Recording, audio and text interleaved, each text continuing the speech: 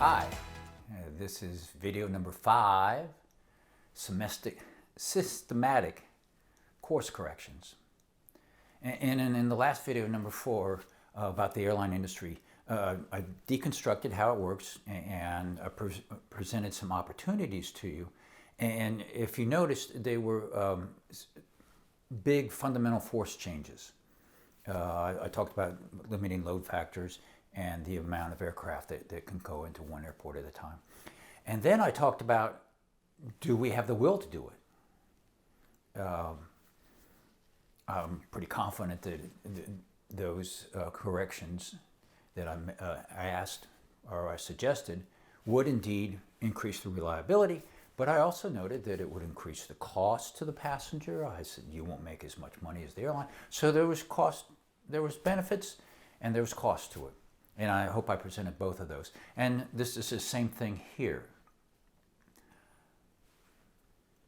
But let's see if we have the will to do that, make these changes.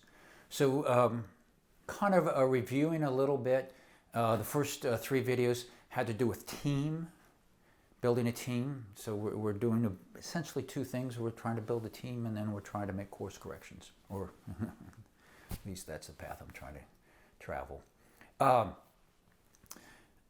You remember the chart that I put up about getting 15% from my Republican tribe that are my family members and probably your family members and neighbors and friends and stuff, and getting them to talk to my wife's tribe. I just want to remind you one of the statements I made about that. Obviously, I believe we're only going to get there at playing as a team. But I said we need each other. Okay? Just like, when I'm walking to the airplane and I'm flying my airplane, I need my fellow employees doing their job properly every time on those flights. Am I being a nice person talking? Is it enjoyable for me to chat with people? Yeah, sure it is. But the bottom line is, I need them. And now in this situation, we need each other, and we need to tamp down on the edges. Okay. The other thing, just one little tidbit that I talked about briefly that will apply here. I said when I was predicting labor votes, and one of the big things, when I was not only predicting labor votes, I was costing out contracts for the investment community, labor contracts. I was trying to figure out the scheduling component. And what I found out was, at an airline that has 50,000 employees, there might have only been 1 or 2 people that actually understood the full thing. And now all 50,000 people, specifically pilots and flight attendants, we will all tell you that we know how the scheduling works. But the reality is we might know a little bit that impacts us, but we have no idea really what we're talking about. So we'll see that again. Oh, and I have another little tidbit I'm going to add this time. This is a book by John Boehner on the House. He was the Speaker of the House, I think it was twice, or maybe just once. Nancy's been it twice. Anyway, well, there's 3 points from his book. By the way, it's really interesting. One is that when this last wave of Republicans came to town, he called himself mayor of Crazy Town. And the ones who get elected, all they wanted to do was come to Washington and tear down. And that's perfectly what is going on over in what I call the Bolshevik side of the Republican Party. The second thing he said, actually the third thing that I thought was interesting, do you know who he liked doing business with? Because John Boehner came there to get things done. I didn't always agree with him, but he was probably my type of Republican. Guess who he liked doing business with? Ted Kennedy. Now, Ted Kennedy's over on my wife's side. Very, very, very liberal. John Boehner's good and conservative.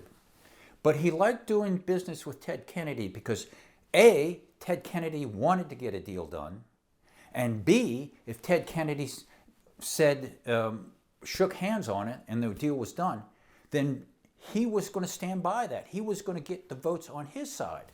John Boehner would go get the votes on his side, and Ted Kennedy would go get the votes on their side, and they would get something done working together. Imagine that, a friggin' liberal and a conservative working together for America. Well, that's how you move forward. Okay, enough of that. In this section, I'm going to talk about two of the three of our big platforms in our country. This one will be kind of focused on democracy and capitalism. And I'm going to first talk a little bit background about where I think democracy's been, and then a little bit about capitalism. And then I'm actually going to give 10 course corrections. Going to go through them quickly, but again, we'll see whether we have any will to, or any desire to follow these paths. Okay, democracy. Told you about all the votes that are 48-52. That's a democracy stop sign. When did this all start? I don't know. It's been going on for a good while though now. I did a little simple research. I think the first time I noticed it, or maybe looking backwards I can kind of detect it, is 2010 when we passed Obamacare, or the Democrats passed Obamacare. I believe correctly, not one Republican voted in favor of it. So the Democrats must have had the presidency and the House at the same time.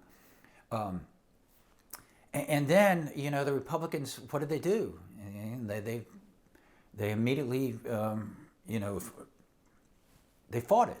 And then they tried to get rid of it and beat it down and stuff. And then, I kind of chuckle.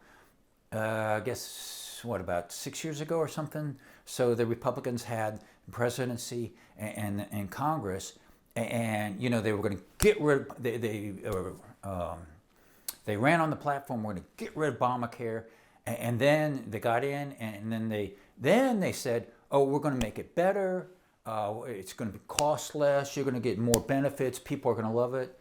And, that was all bullshit because they couldn't come up with diddly squat and nothing changed. My point there is in the last 10, 12 years or so, we haven't passed any major legislation that worked like with John Boehner and Ted Kennedy. It's all been one side or the other. And the moment one side happens, the one side gets 52% of the votes, the 48 just work to stop it. That's, gee, we should call that a democracy stop sign. Yeah, sometimes I really chuckle at myself. The second thing about democracy, our elections never end. I think I referred to that in the last one. But they just 24/7, 365, and you know what the consequences of this is? It's back to that analogy I used of the captain and the first officer, and the captain jerks the airplane 45 degrees in this way, and then the captain or the first officer gets mad, and then he jerks the airplane 45 degrees this way, and you just keep going right toward trouble. No changes. Okay, that's enough about democracy. Capitalism. Ooh, this is I've been looking forward to talk about this. You remember when I said in the beginning I wanted to make this a no bullshit zone? Yeah, well, we got 10 pounds of bullshit here in capitalism right now.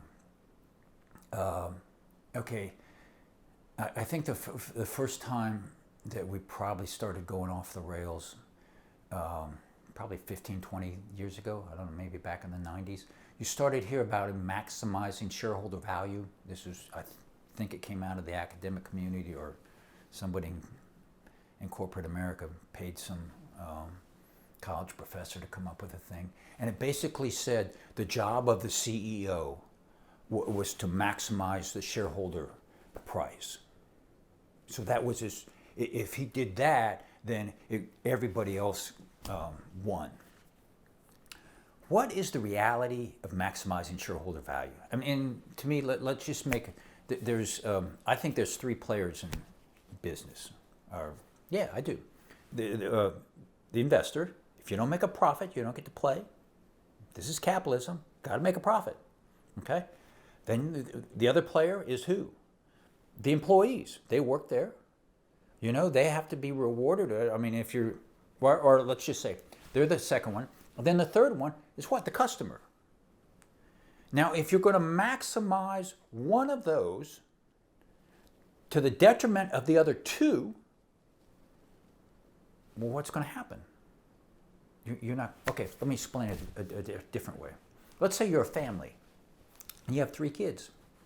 And mom and dad decide that they're going to favor one of the kids. Maybe the oldest, maybe the guy, maybe the male, maybe, I don't know, whatever. Been watching Game of Thrones. So they maximize one to the detriment of the other two. Well, after 15 or 20 years, you don't have a family. The other two are like, hey, forget it. So it's the same thing in business. Maximizes shareholder value. He said the investor is the most important person, and really, it was bullshit. But they argued that was the best way for the employees or the customer. But that was just, they got the table scraps. So, but that was real popular in the late 90s. People were talking about it, or you'd heard it on CNBC all the time, how important that was. Well, but then they kind of stopped saying that because people kind of figured out it was bullshit. So now they have. Do you know how you reward investors with value? So corporations, so they can return value back to investors, are going to spend $1 trillion. Let's kind of see how it works out for everybody else. Here's a nickel. Of those $1 trillion, is 1 nickel going to employee benefits. Excuse me, Donald, you're going to have to do this all over. Go back and cut it up and start again. Okay. We'll start all over on shareholder value. Buyback in shares. 3, 2, 1. Now, they have a scheme, and they call it buyback in shares, and that's how they reward value to investors. And it's estimated that this year corporations may spend $1 trillion buying back shares, because this is how the CEO returns value to the investors. Okay? This is the only thing that changes. A popular metric is earnings per share. And it's the earnings is put on the top of the numerator, and the shares is the denominator, and then you get a ratio. Well, the numerator doesn't change because that's the profits, but the denominator changes because they have bought back the shares, so they have less shares, and so it appears that earnings per share go up. Well, they actually, I guess technically they do. Here's my visual aid. It's a nickel. I had to go find it. Of that $1 trillion, did one nickel go toward the employees? Either wages or benefits or training? No, not one nickel went to the employees. Did a nickel go to the customers? You know, maybe in R&D and making the product better, or figuring out how to maybe lower the cost. Not one nickel went to the consumers, their customers.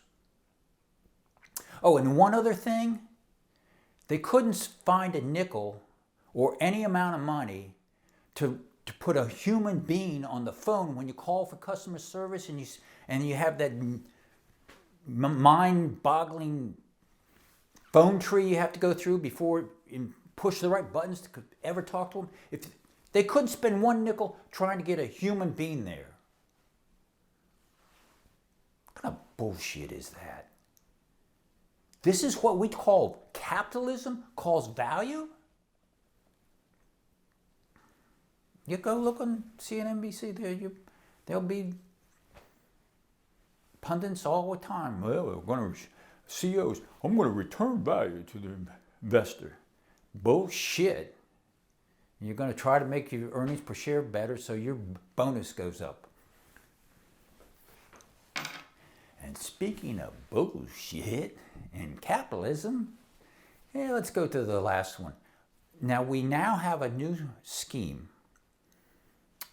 and it's called modern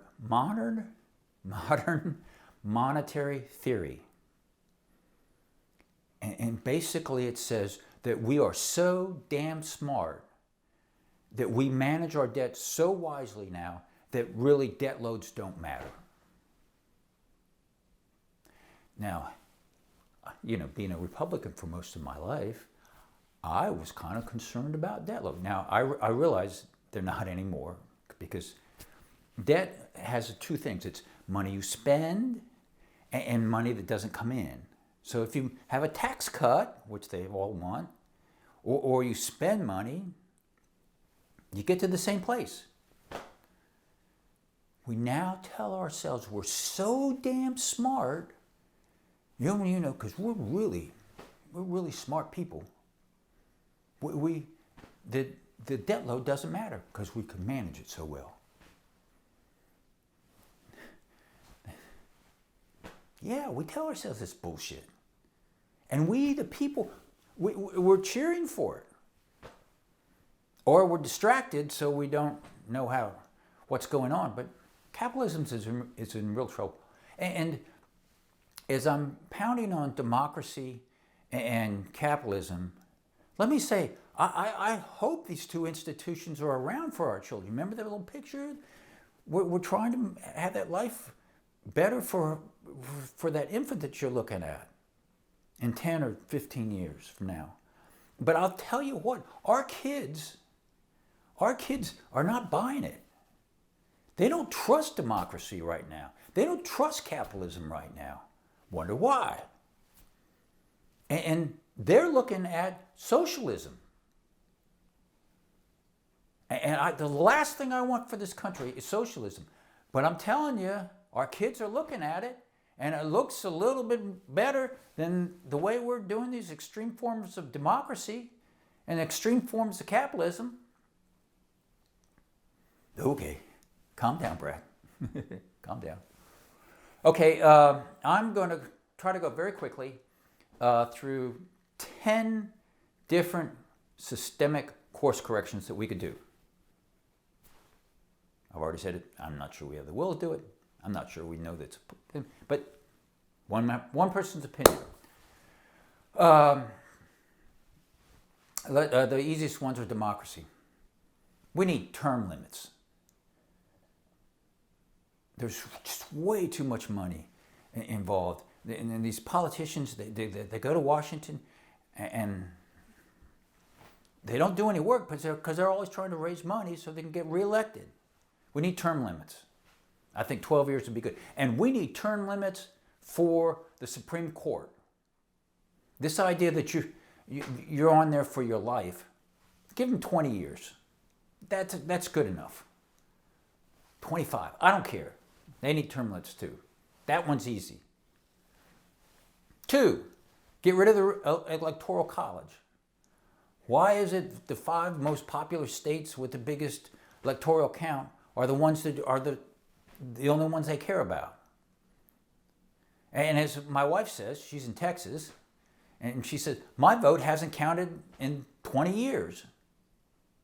And she hasn't. Her vote has not counted in the presidential elections in the last 20, 25 years. Because it always the Republicans just sweep through Texas. Get rid of the Electoral College. We'll still be a republic. It'll be okay. The world won't end if we get rid of the Electoral College. 3rd, elections should be 90 days long. You know, the Brits, their form of democracy, where you have to form governments and stuff, and they can get it done in 90 days. I mean, really, we have elections that they just go on forever, never. And they start the moment the last one's finished. Let's give them, our politicians, if we send people to Washington to govern, let's give them the opportunity to do some work. The final one for democracy, since debt is what I think will, that's just my guess, is what'll, if we end this American experiment. And if you look at history, if you get civilizations that are doing well like ours has, we've had a good 250 years, they tend to crumble from within. And they crumble because they can't fund, they overextend themselves and they can't fund it. And then the people and then it's pretty messy when it goes down. But yeah, it's because you can't pay your bills. The federal budget, that we call it a budget, it's not a budget at all. There's off-budget things. A budget means you take in all the money you bring in, that's your income if it's a corporation, and then you subtract all your expenses that year. We have so many off-bound, when we fight wars, that's off balance sheet or off budget item. We just had hurricanes go through Florida, and there's some really anti-establishment leaders there in Florida. Not that we don't have many more in Texas. I'm not picking on Florida. In Texas, we got, well, whatever. Anyway, I'm listening to the leader there, the governor, and he's talking about all the funds that he's getting from the federal government that are going to come in and all this stuff. It costs money. Should we do it? Absolutely, we should do it. But don't tell me it's not in the budget. We spend that money. Okay, enough of that. Those are the 4 I would do for democracy. Capitalism. Love this one. Get rid of the tax code. Go to flat tax. And everybody pays. Everybody under one level, we have 3 levels. 10, 15, 20. Whether you're a corporation, whether you're a person, everybody pays. The immigrant comes across the country, and on the first day of work, he earns $10. He owes us $1. Everybody pays. Because we're bickering the whole time about who's paying. We need to soak the rich. Well, the corporations don't even pay. Do you know what? In my industry, we wash airlines through bankruptcy about every 10 or 12 years. And do you know what they fight about when they get in bankruptcy? Well, they fight about how much haircut the debt owners are going to take. But the second thing, and then probably the biggest fight, net operating losses. Who gets to retain the net operating losses? And that means, so they had all these losses, that's why they're in bankruptcy, and that they use those, and they go forward for like 6 or 7 years. And so they over those 6 or 7 years, they may make billions of dollars, but they don't pay any taxes. Now, on the income statement, they show, the income statement that they show to the SEC, to the investor, oh yes, we pay taxes, and it's 39% or 38%, or now it's 28% or whatever the hell it is. And there's this big number that they supposedly send to the government. That's all bullshit. Most of our major corporations, that's probably, I'm over my skis. I was going to say most of our major corporations, for many periods of time, don't pay any taxes at all. After the '08 meltdowns of the banks didn't pay taxes for 10 years after that. Zero. Get rid of the tax code. The tax code now is, again, it's one of those things that no one really knows how it works. And it's really a lever for the elite people in our country. The corporations, the real rich folks that can take the lobbyists, and when there's a bill that's 2,000 pages long, they get a couple sentences put in there, and bada bing, bada boom, they don't pay taxes. Yes, get rid of the tax code. The second one,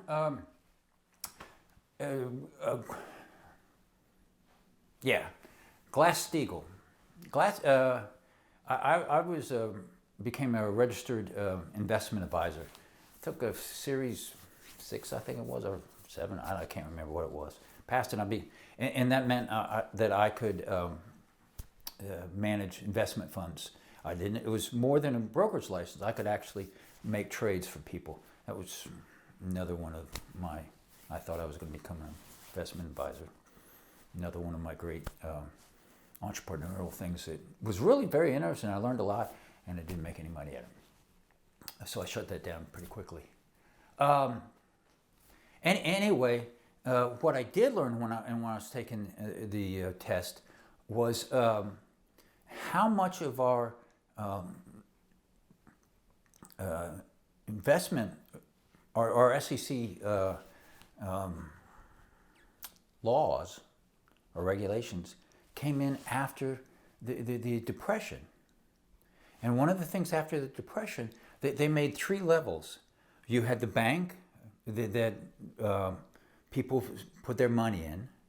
Then you had investment banks that they had a different standard. And then you had insurance, and that was the highest standard.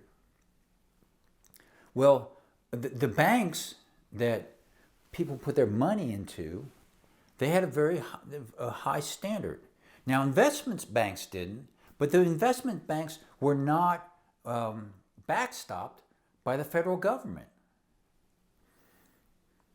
But banks could not, the banks that you and I would go to, they could not do investment activity. In the late 90s, we got rid of that, and now banks can do investment activities. And sure enough, about 10 years after we liberalized the bank laws, then we got the '08 meltdown. And what had to happen? All these banks collapsed. Credit default swaps, the credit market froze.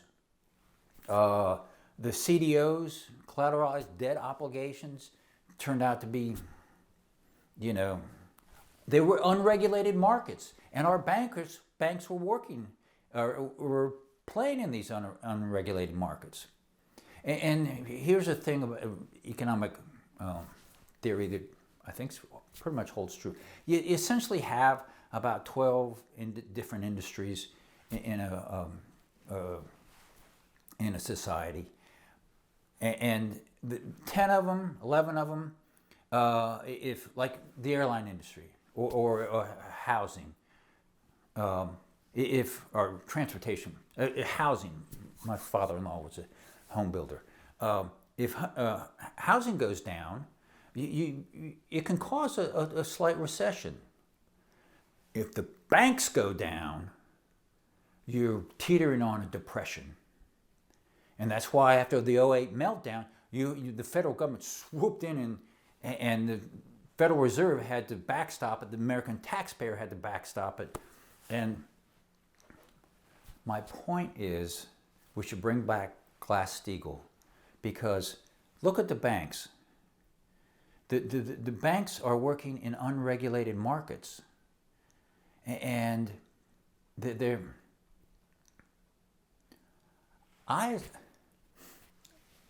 here's an example. Goldman Sachs is a bank covered by the Federal Reserve, and also by the U.S. taxpayer. If Goldman Sachs goes down, the U.S. taxpayer is probably going to have to bail them out. Or Goldman Sachs is an investment bank. They work in unregulated markets. As an investor, I would like to invest in Goldman Sachs. As a taxpayer, I don't want to give them a damn nickel if they lose. Bringing back Glass-Steagall would put those boundaries back in. I'm probably not explaining that very well. People that understand economics can probably explain it a little bit better. Oh, one of the things I have about banks, and if you went back to Glass-Steagall, you would get this.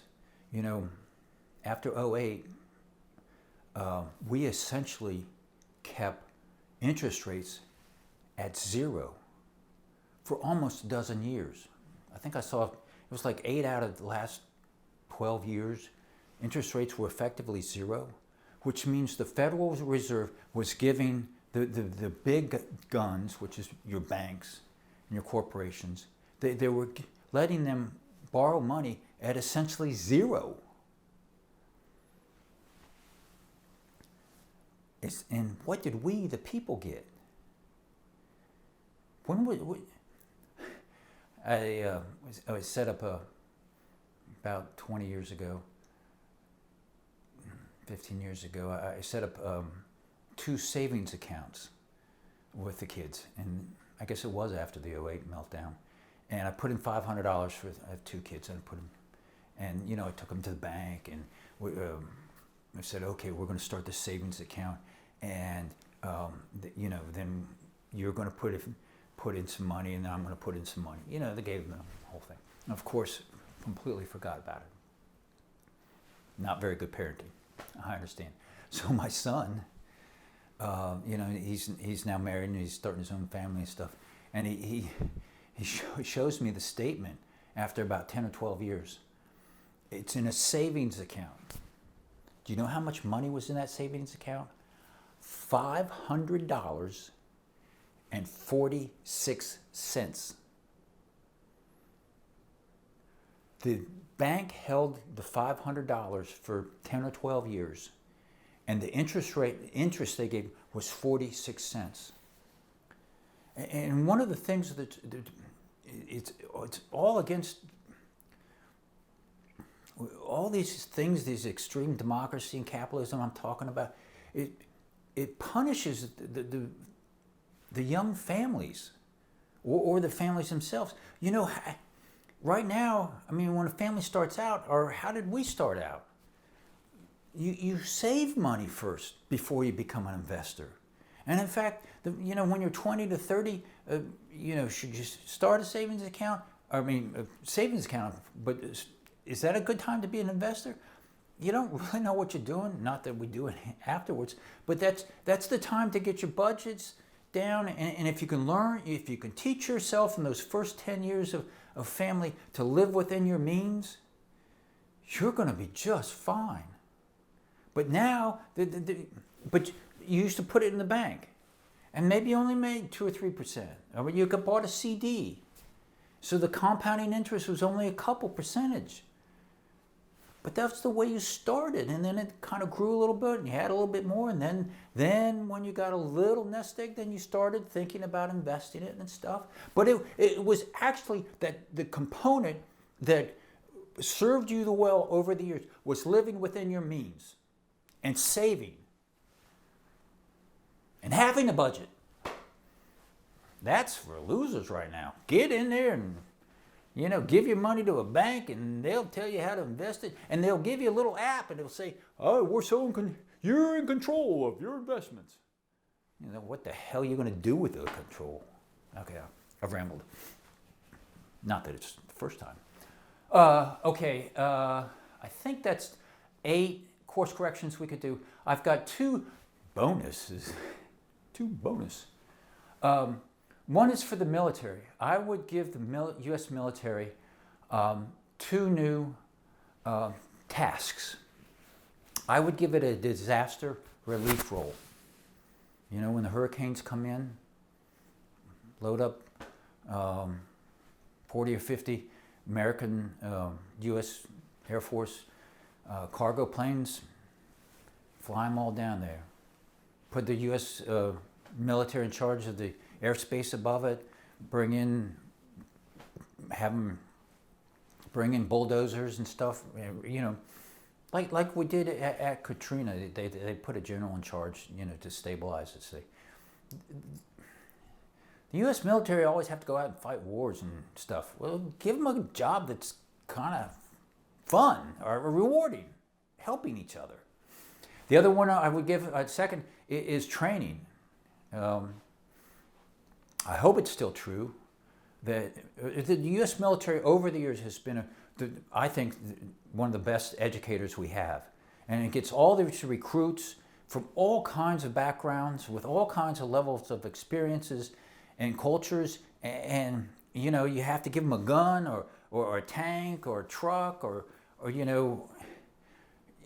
got to give them good training so they don't hurt themselves with it and they're able to do the job. And then you teach them how to work as a team. We could use those type things. And, do we need more doctors? Apparently we do, because medical costs are going up. Make a bunch of doctors. Make a bunch of civil engineers. And, run them through the military. And anyway, I'd give them a training component.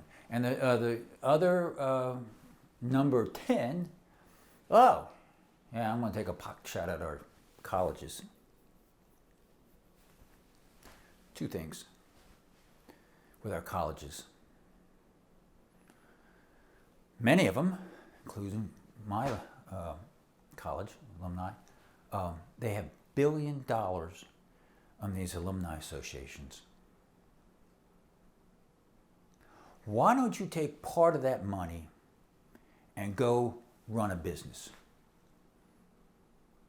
If you have 10, 15, $20 billion in your alumni association, why don't you go build a steel plant and try to make that work? I think every college with these big alumni associations should go out and have to run a business. And work with people and make a profit, make a product and make a profit. And then go back and teach the kids, the students, what you've learned. The second thing is, I don't really like this attitude. Maybe it's wrong. Maybe I'm out of line. Not that it's ever happened before. Kids are going to college, and a lot of them, 4 years is a long time. It's costing America a whole lot of damn money. American families, a lot of money. And I'm not really happy that we passed money out to forgive that debt. But I do understand it, because the colleges have gotten damn expensive, and this victory lap crap. You go 4 years, well, maybe you need to go another year, 5 years or something. You go to damn college to get an education, to get a job.